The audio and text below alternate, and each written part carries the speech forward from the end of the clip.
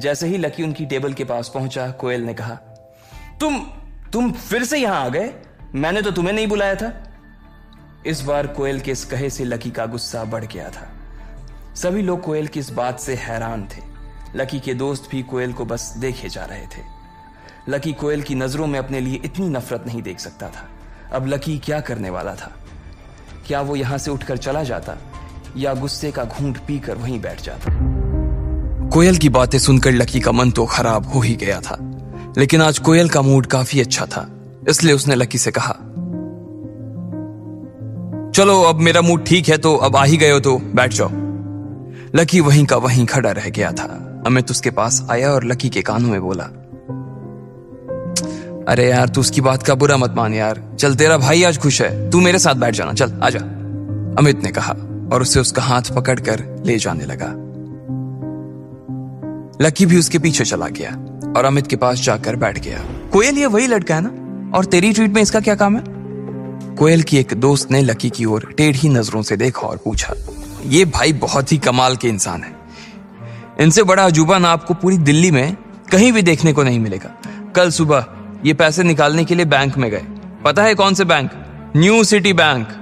और वहां जाकर ये मैनेजर से कह रहे हैं कि मुझे पैसे निकालने हैं। मैनेजर ने इससे पूछा, आपका कार्ड कहां है? तो इन भाई साहब ने बोला कि मेरे पास तो कोई कार्ड ही नहीं है। कोयल का इतना कहना हुआ कि वहां बैठे कुछ लोगों के चेहरे पर हंसी आ गई। और फिर पता है उसके बाद क्या हुआ? लायन ग्रुप का सीईओ क्रांति रायजादा, मोहित रायजादा का बाप, सीधा मेरे पिताजी के ऑफिस आया और मेरे पापा के सामने हाथ जोड़कर उसने माफी मांगी है। इसे कहते हैं जैसे को तैसा।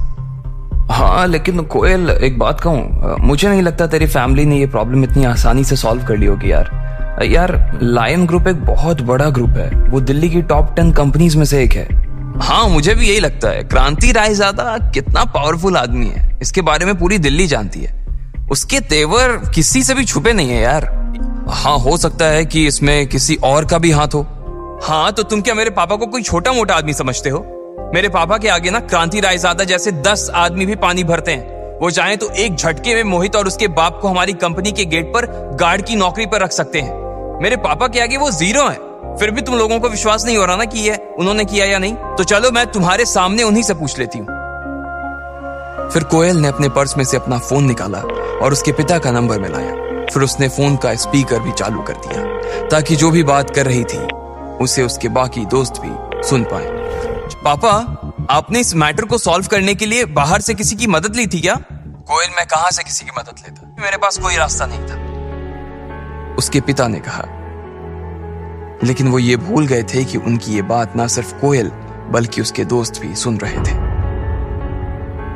कोयल का चेहरा अपने पिता के शब्दों को सुन लेने के बाद शर्म से लाल हो गया था। कोयल के चेहरे की चमक मानो उड़ गई थी और वो तुरंत आगे की बात करने के लिए अपनी जगह से उठकर एक कोने में चली गई थी। पापा, क्यों मेरी इज्जत की वाट लगा रहे हो? मेरे सारे दोस्त ये सब सुन रहे थे। क्या तुम्हारे साथ तुम्हारे दोस्त भी हैं? माफ करना, मुझे मालूम नहीं था। और मालूम भी कैसे होता? तुमने थोड़ी ना मुझे बताया कि तुम अपने दोस्तों के साथ हो। तुमको पहले बोलना चाहिए था ना, या तुम अपने फोन का लाउडस्पीकर बंद करके रखती। अरे पापा ठीक है ना, अब आप क्या चाहते हो, मैं किसी गड्ढे में जाकर अपनी जान दे दूं? अरे कोयल सुनो, कहीं ऐसा तो नहीं कि इस मामले में तुम्हारे उस दोस्त ने हमारी मदद की हो? मेरे दोस्त ने? कोयल ने अपने आप से कहा और फिर कुछ सोचने लगी। फिर उसने अपने बाकी के दोस्तों की ओर देखा जो टेबल पर बैठकर उसका इंतजार कर रहे थे। अचानक कोयल को लगा कि उसके पापा सही कह रहे थे। वैसे भी उसने दोपहर में प्रशांत को तो फोन किया ही था। मुझे लगता है कि तुम्हारे दोस्त की वजह से ही ये काम पूरा हो पाया है। तुम्हें अपने दोस्त को थैंक यू बोलना चाहिए और साथ में उसे ये भी कहना चाहिए कि मैं उसका ये एहसान जिंदगी भर नहीं भूलने वाला। आगे फ्यूचर में मैं उसके लिए वो सब करूंगा जो मेरे बस में होगा। हाँ ठीक है, मैं बोल दूंगी। चलो अभी मैं फोन रख रही हूँ, बाय। जैसे ही कोयल फोन काटने वाली थी तभी उसके पिता ने फिर से कहा,